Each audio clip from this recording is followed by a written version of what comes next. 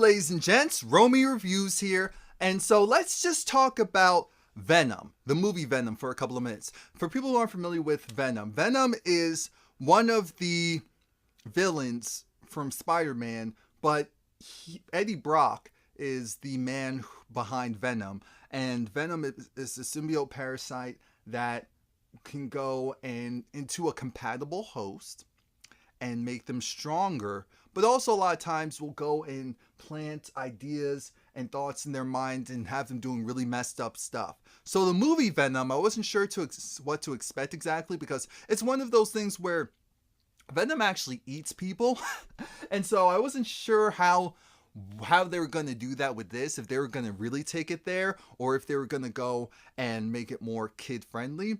So they definitely did a good job of having okay, he still eats people, but it's balanced and we're not just seeing blood and gore. That's definitely something I noticed throughout this entire movie. The movie essentially, okay, so this is full of spoilers. I'll put that in the title because I forgot to say that. And how the movie starts off is he's a news reporter, and Eddie, he's a news reporter. He has wife Annie, and I'm calling her Annie. It might be Anna, but I'm calling her Annie. And Annie, she's great. Their lives are great.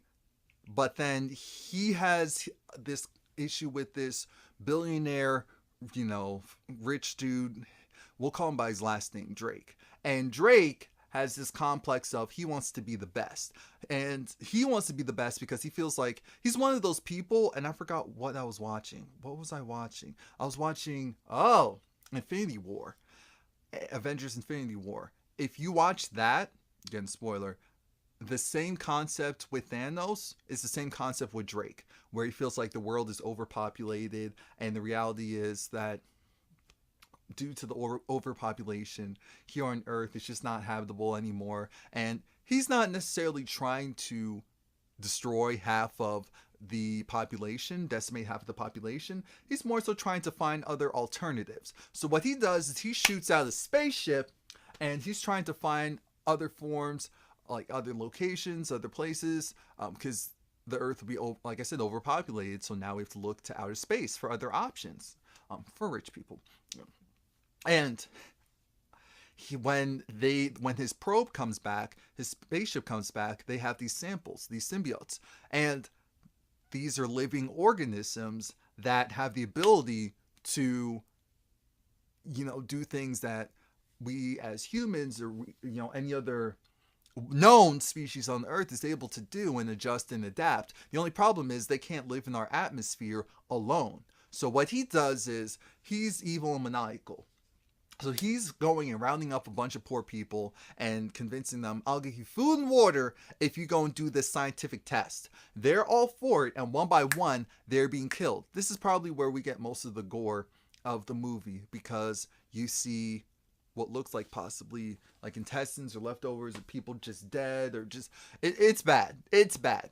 And they're dying one by one because they're not compatible. Even the people he thought was compatible, we find out aren't compatible. And in comes Eddie. Eddie does not like Drake. He feels like he's a liar. He feels like he's lying to the people. And he's right. But because he does something he's not supposed to do, he goes and he does an interview with this guy, and he was supposed to just ask him a couple of questions. He deviated and asked about, so what's really going on with your experiments? What's really going on with the results? And that's what causes him to lose his job, but he also loses his fiance's job, Annie, because he decides, I'm going to get information from using her connections, and the boss finds out, as in her boss. So she breaks it off with him because how can she trust him? So he loses his job. He's back on his rent. He's going to lose his apartment. He has this neighbor who is just the worst. He's a rocker and has no accountability for other people's spaces as far as just the loud noise. But he deals with all that, and he's still able to deal with all that until one day he gets a call from this, because we even see how him as a person, he does grow. This most likely is in New York, and how this all works is he goes to this local, market, this local store, like corner store, what have you. It seemed kind of big for a corner store, but whatever. And he gets his usual stuff. There was a robbery. He didn't do anything about it. That does change at the end of the movie, but we'll get to that. He also has this usual homeless person who goes and he kind of communicates with, and she's one of the people that gets abducted.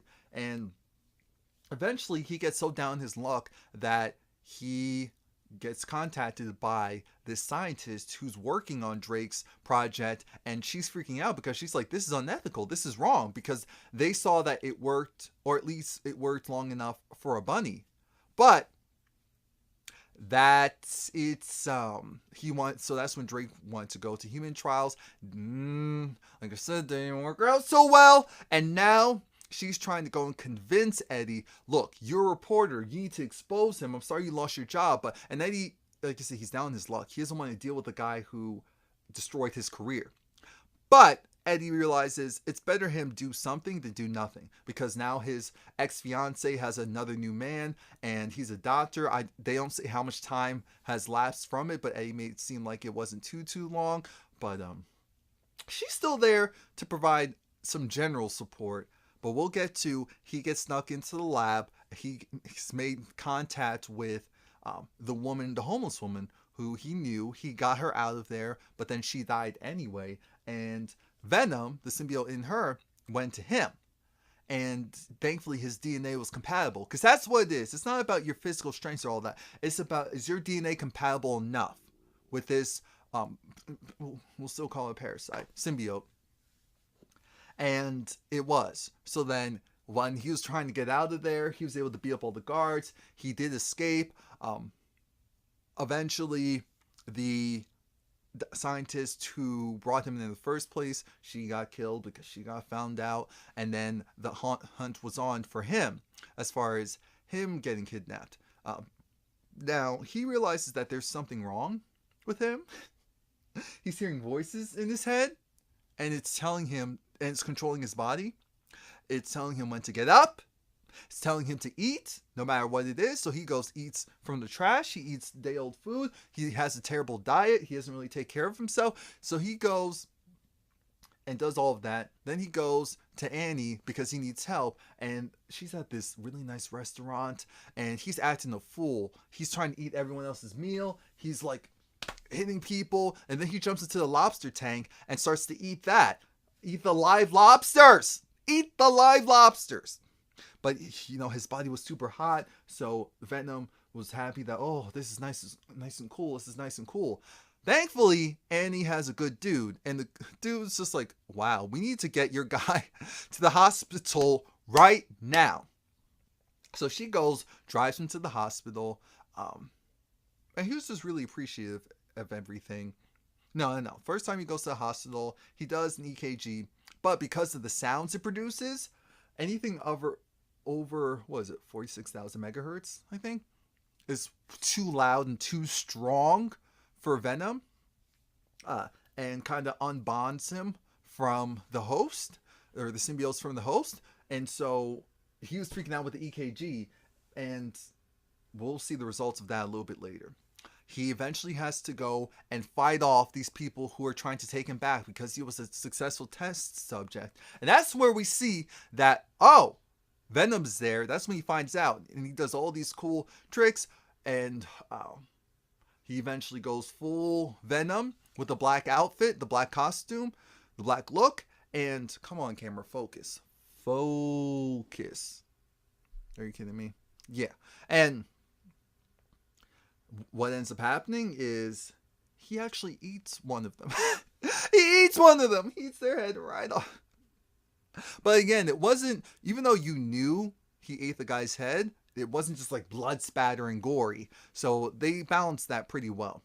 But he made it very clear, oh, so we just eat people now. Because he's not a superhero per se.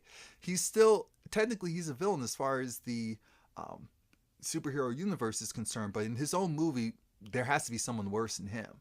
And that's what's happening there. And we later find out that Venom, he's actually also seen as like a loser and an outsider from where he's from, which is why he bonded with Eddie pretty well. There's another fight scene that caused Annie to find out, oh, so that's what's going on, and takes him to the hospital again, unbond him from Venom, and Venom escapes, and that's when Eddie gets captured. And because now we see that Drake made contact with another symbiote, because the symbiote went, I forgot where originally they were. I think it was somewhere in Asia, and eventually got to San Francisco. So maybe he's in San Francisco, maybe he's in California. I'm not sure. What I do know is that this movie was good, because we end up having Annie make contact with a dog that made contact with Venom, and Annie went after Eddie as Venom, transferred Venom over. Huge fight scene between Eddie and Drake. Eddie won, partially thanks to Annie, and it looked like Drake and his symbiote was destroyed for now. For now, and I use those words very loosely because in superhero genre period, it's usually temporary. It's usually very temporary. And at the end of the movie, he gets his, what do you call it? He gets his job back, and he exposes Eddie for everything that he did. And one of the things we see is he goes back to that same, corner store and deli, whatever you want to call it, bodega. I won't call it a bodega. But this time, he was having a talk with Venom. I was telling Venom, you can't just go and eat people. You can't just go and harm people. There's a lot of good people. And he said, oh, okay, whatever. But this guy he keeps robbing Miss Chen. That's her name. Mrs. Chen. He's a bad person. So after Eddie / Venom threatened him, ate the guy whole, and then exposed his face to Mrs. Chen. I'm thinking, what the? So we're not keeping this a secret now, are we? Or at least to the people that we like.